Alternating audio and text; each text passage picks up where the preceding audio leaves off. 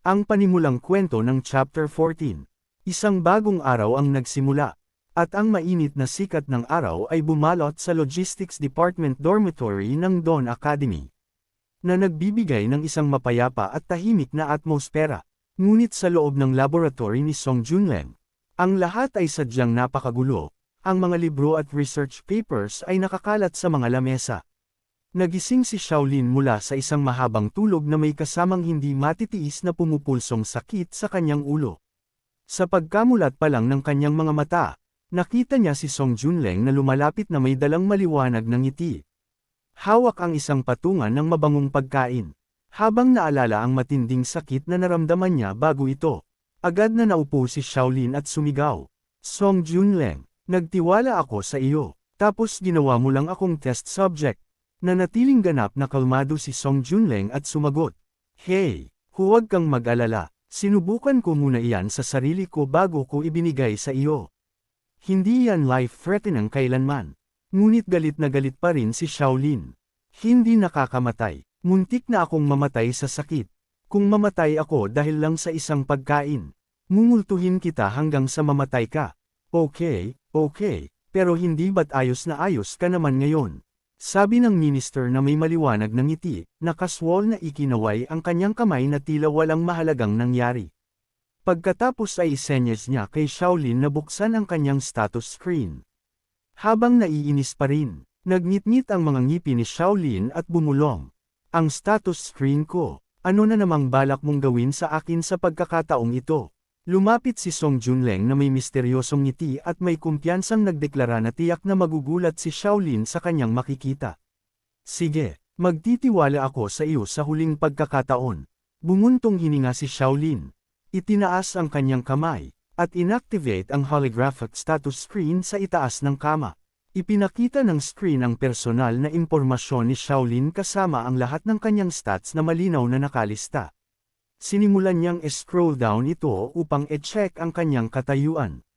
At ang kumuha ng kanyang atensyon ay ang hindi kapani-paniwalang mga pagbabago sa mga numero. Ano ang lintek na ito? Strength +1, Stamina +2, at maging ang aking physical attack stat ay napunta mula F patungo F kahit sa lahat ng aking pagsasanay. Hindi pa ako kailanman nag-progress ng ganito kabilis. Kinaskose niya ang kanyang mga mata at tumingin muli. Hindi pa rin makapaniwala sa kanyang nakikita. Paano nagawa ng isang pagkain na magdulot ng ganoong katinding level up effects? Ngunit ang pinakanakakagulat na bagay ay ang kanyang basic stamina skill, tumalon ito sa level 3 sa isang iglap lang. Nautal si Shaolin at nawala ng kibo, habang sa tabi niya ay nasa sabik na isinusulat ni Song Junleng ang mga kamanghamanghang pagbabago sa kanyang notebook. Ngumiti ng malapad si Song Junleng na tila ba nanalo sa jackpot. Binabati ang sarili para sa matagumpay na eksperimento. Sa sandaling ito, medyo kumalma na ang galit ni Shaolin, bagaman marami pa rin siyang mga katanungan. Minister Song, kahit na ako ang iyong test subject, hindi ba't may karapatan man lang akong malaman kung ano ang nangyayari? Ang mga effects na ito, dulot ba talaga ng manok na iyon? Oo, maupo ka at mag-usap tayo. Hinila ni Song Junleng ang isang upuan papalapit at pinaupo si Shaolin. Saka sinimulang ipaliwanag ang lahat ng detalyado. Nagsimula siya sa pagpapakilala sa pinagmulan ng ulam, ito ay isang hybrid breed na tinatawag na Iron King Chicken. Nanilikha mula sa mga manok sa lupa at sa mga katutubong nilalang ng Planet Norma. Sa bahaging iyon, biglang nagtanong si Song Junleng ng isang tila walang kinalaman na katanungan, madalas ka bang magbasa ng mga time travel novels? Tumango si Shaolin, na sinabing nakapagbasa na siya ng ilan. Kung ganoon, sabihin mo ito sakin, kung ang isang tao mula sa prehistoric na panahon ay biglang dadalhin sa modernong mundo. Gaano katagal sa tingin mo siya mabubuhay? Ang kakaibang tanong na ito ay nagtulak kay Shaolin na mag-isip ng malalim. Matapos ang isang sandali, hinulaan ni Shaolin na ang taong prehistoric ay mamamatay agad-agad, hindi dahil sa mga modernong sandata, kundi dahil ang kanyang immune system ay hindi makaka-adapt sa mga bakterya sa bagong kapaligiran. Tumango si Song Junleng bilang kumpirmasyon. Tama, ang Norma at ang Earth ay hindi dalawang magkaibang mundo. Ang isang normal na katawan ng tao ay sadyang hindi kakayanin ang kapaligirang iyon. Ipinagpatuloy ni Song Junleng ang pagpapaliwanag na ito ang dahilan kung bakit pinapayagan lamang ng akademya ang mga second-year students na pumunta sa New World. Tanging kapag ang kanilang mga attributes ay umabot na sa kinakailangang pamantayan saka lamang makaka-adapt ang kanilang mga katawan. At iyan ang dahilan kung bakit naisip ko ang ideyang ito, ang gamitin ng mga katutubong nilalang ng norma upang tulungan ang mga freshmen na tulad ni Shaolin na maka-adapt ng mas mabilis. Ngunit sa katotohanan, hindi ito naging madali. Noong una, sinubukan ko ito sa aking sarili. Marahas na nag-react ang aking katawan. Hindi lang sa wala akong nakuhang attribute points, kundi naging bedridden pa ako at muntik nang mamatay sa sakit. Mabuti na lang at mayroon akong matatag na pangangatawan. Nang marinig iyon, pinagpawisan ng malamig si Shaolin. Hindi niya inaasahan na ganoon pala karahas si Song Junleng sa kanyang sarili. Ngumiti si Song Junleng sa sinabi ni Shaolin, at itinuring itong isang papuri. Matapos ang kabigwang iyon, ginugol ko ang lahat ng aking oras sa pananaliksik ng mga paraan upang mabawasan ang mga side effects. Sa wakas ay naging malinaw na ang lahat kay Shaolin. Kung maaari mo palang itaas ang iyong mga attributes nang walang katapusan sa pamamagitan lamang ng pagkain.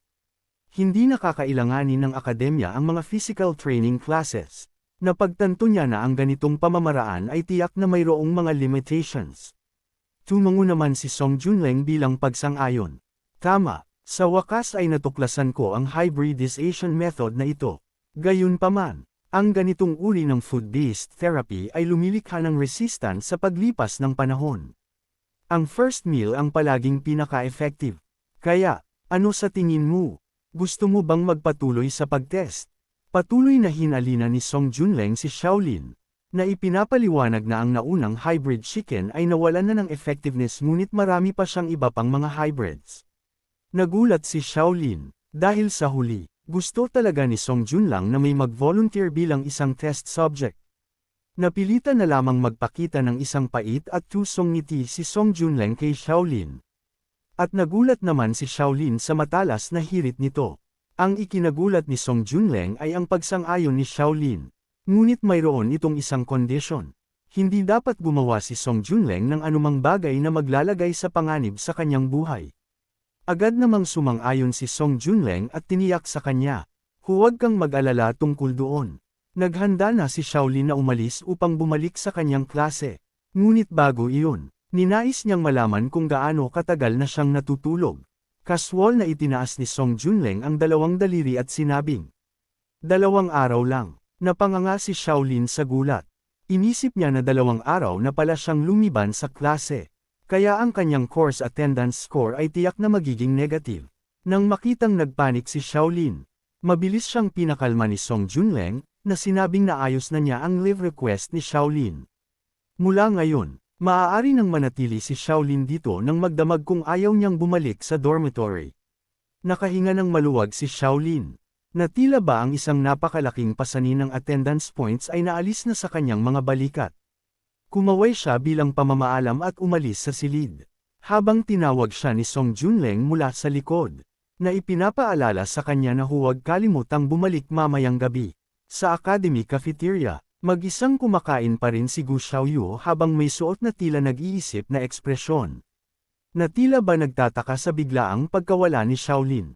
Sa kabilang lamesa, galit na hinampas ni Wang Dalan ang kanyang kamay sa mesa dahil sa pagkabigo.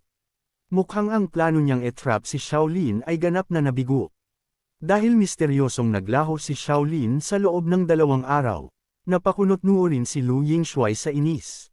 Dahil sa sitwasyon ni Shaolin, mabigat siyang naparusahan ng mga guild members. Muling hinampas ni Wang Dalan ang kanyang kamay sa galit. At ang kanyang boses ay umalingaw sa buong cafeteria. Hindi ko talaga matatanggap ito. Malinaw na nilock natin siya sa training yard para mahuli siyang lumalabag sa rules.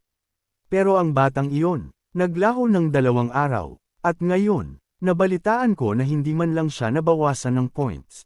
At sa paanuman, naging malapit pa siya sa logistics manager. Sa katabing lamesa, dahan-daang inayos ni Gu Xiaoyu ang kanyang salamin. Dahil pareho silang curious, nagtataka talaga siya kung nasaan si Shaolin sa nakalipas na 2 araw. Habang ang buong cafeteria ay maingay dahil sa galit na pagsigaw ni Wang Dalan, isang patungan ng pagkain ang biglang inilapag sa lamesa ni Xiaoyu, na nagtulak sa kanya na tumangala sa gulat.